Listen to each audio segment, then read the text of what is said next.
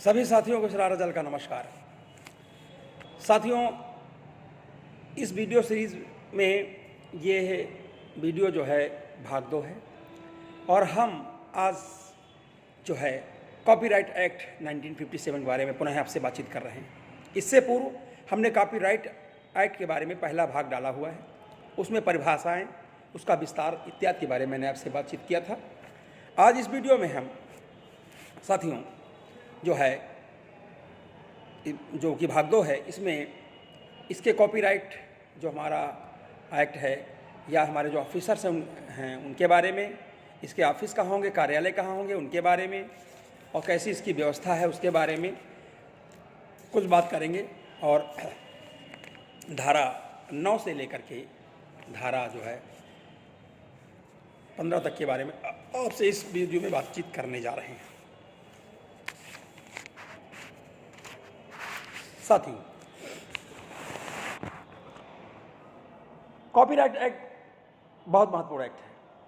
आए दिन आप देखते हैं लोग डरते हैं कि कॉपीराइट एक्ट लग गया, कॉपीराइट लग जाएगा, कॉपीराइट लग जाएगा, फला गाना न बजाइए, फला साहित्य प्रकाशन न कीजिए, फला चीज़ न लीजिए या कॉपी न कीजिए, फेसबुक से न लीजिए, नहीं तो ये सब कॉपीराइट एक्ट के अंतर्गत है। क्या है कॉपीराइट एक्ट? कॉपीराइट एक्ट 1957 में बनाया गया। तो कॉपीराइट एक्ट जब 1957 में बनाया गया तो उसमें जो है साथियों क्या कहा गया, जरा इसको भी देखते चलें। कॉपीराइट एक्ट में कहा गया है कि किसी नाट्य कृति यानी ड्रामेटिक वर्क, किसी नाट्य कृति के संबंध में उस कृति का अनाट्यिकी कृति में परिवर्तन इसके अंतर्गत आता है। किसी साहित्यिक या नाट्य कृति के संबंध में उस कृति का कोई संक्षेपण इसके अंतर्गत आता है। किसी संगीतात्मक कृति के संबंध में उसका विन्यास या प्रतिलेखन इसके अंतर्गत आता है। कोई रंग चित्र, मूर्ति, रेखा चित्र, कोई फोटोग्राफ इसके अंतर्गत आता है। किसी साहित्यिक या नाट्य कृति के संबंध में उस कृति का रचयिता कहलाता है। अब चलचित्र हो या किताब हो या पुस्तक हो या कोई गीत हो, इन सब चीज़ों के बारे में साथियों जो है इनका जो कॉपी करना, इनको बिना अनुमति लिए इनका प्रसारण करना, इनको जो है नकल करना, इनको संक्षिप्त चलाना, हुबहू चलाना, इन सारी बातों के लिए जो है कॉपीराइट एक्ट लग जाता है और इसमें गंभीर सज़ा का परिणाम भी है।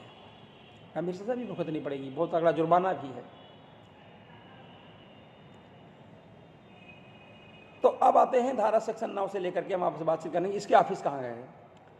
सेंट्रल गवर्नमेंट का कानून है और सेंट्रल गवर्नमेंट के अंतर्गत एक हर जिले में एक कार्यालय स्थापित किया जाएगा जो कॉपीराइट ऑफिस कहलाएगा, नहीं तो 2-3 जिलों के बीच में एक होगा और ये एक सेंट्रल गवर्नमेंट के अधीन काम करेंगे। और हर कॉपीराइट जो हमारा ऑफिस होगा उसकी एक अपनी सील्ड मोहर होगी। इसमें कॉपीराइट एक्ट के रजिस्ट्रार होते हैं, सब रजिस्ट्रार होते हैं, कॉपीराइट एक्ट बोर्ड होता है, इनकी अपनी पावर्स, इनकी शक्तियाँ होती हैं साथियों। तो ये जो है सारी चीज़ें होती हैं। अब वो काम कौन से हैं? Works in which copyright subsist, कृतियाँ जिनमें प्रतिलिप्याधिकार जो है अस्तित्वशील है। मौलिक, साहित्यिक, नाट्य, संगीतात्मक और कलात्मक कृतियाँ, चलचित्र, फिल्म और कोई भी साउंड चीज़ें, ऐसी चीज़ें जो हैं इसके अंतर्गत जो है कॉपीराइट में आती है।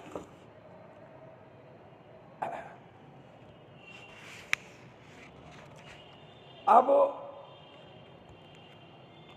कृति को किसी पर्याप्त रूप में पुनरुत्पादित करना, पेश करना, चाहे इलेक्ट्रॉनिक माध्यम से या संचार माध्यम से, कैसे उसको करना, ये कॉपीराइट एक्ट के अंतर्गत साथियों आता है।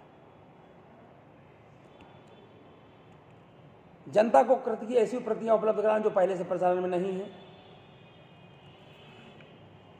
कंप्यूटर प्रोग्राम के बारे में, किसी टीवी के बारे में, इत्यादि के बारे में सारी चीज़ें हैं। अब आता है धारा 17 में इसका वर्णन किया गया साथियों कि ये जो ownership of copyright and right of the owner का जो प्रतिलिप्याधिकार है, इसका स्वामित्व किसके पास होगा और स्वामी के अधिकार क्या होंगे।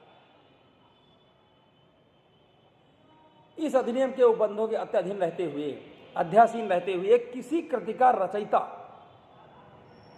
उसमें वो कॉपीराइट एक्ट का प्रथम स्वामी माना जाता है। चाहे संगीतकार हो, चाहे गीतकार हो, चाहे कोई साहित्य लिखने वाला हो, उपन्यासकार हो, कहानीकार हो, नाटककार हो, ग्रंथकार हो, लेखनकार हो, कोई भी हो, वो उसका प्रथम स्वामी माना जाता है। ये है, यदि उसने अपना जो है रजिस्ट्रेशन करा रखा है तो तभी इसके ऐड के अंदर वो माना जाएगा, अपनी चीज़ें वहाँ पेश कर सकेगा। तो कोई भी व्यक्ति जो है अगर उसकी चीज़ों को चुराता है, नकल करता है, वो छाप देता है बिना उसके अधिकार के, तो ये माना जाएगा कि उसने कॉपीराइट के अंतर्गत उल्लंघन किया है। धारा 20 में है कि हम जरिए टेस्टामेंट्री जो है, हम अपनी जो है पांडुलिपियाँ जो हैं उनका जो कॉपीराइट एक्ट है उसको हम अंतरण कर सकते हैं, ऐसा वर्णन धारा 20 में किया गया है। कोई भी रचयिता अपने कॉपीराइट अधिकार को त्याग दे सकता है, ऐसा धारा 21 में कहा गया है, और उसको रजिस्ट्रार जो होगा वो उसको लेखबद्ध करेगा और प्रकाशित करवाएगा। अब अवधि के बारे में बात है। धारा 22 जो हमारे कॉपीराइट एक्ट की धारा 22 है, उसमें प्रकाशित साहित्य, नाट्य, संगीतात्मक और कलात्मक कृतियों में से जो कॉपीराइट की अवधि है उसके बारे में दिया गया है। इसके पश्चात अन्यथा रचयिता के जीवन काल में प्रकाशित किसी साहित्यिक, नाट्य, संगीतात्मक या कलात्मक कृति में जो फोटोग्राफ से भिन्न हो, फोटोकॉपी ना हो, कॉपीराइट उस वर्ष के रचयिता की मृत्यु हुई हो तो ठीक, नहीं आगामी कैलेंडर वर्ष के आरंभ से 60 साल का समय इसमें रखा गया है।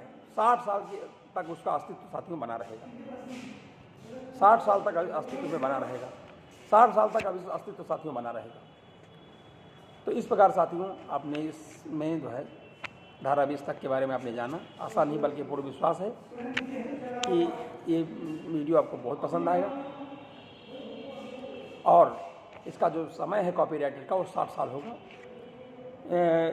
इसके भाग 2 में आपने जाना कि मतलब जो है एक जो कॉपीराइट का अधिकार होता है और जो चीज़ें लेखन है, साहित्य, संगीत है, कला है, या इनसे चीज़ें जो प्रथम अधिकार ओनर होगा वो 60 साल तक उसका अधिकार बरकरार रहता है। 60 साल के बाद जो है वो अपने का परित्याग कर सकता है।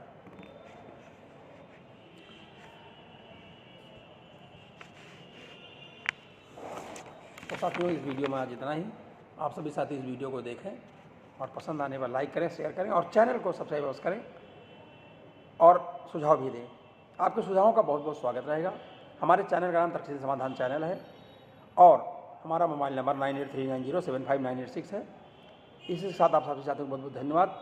जय राष्ट्र, जय भारत, जय संविधान।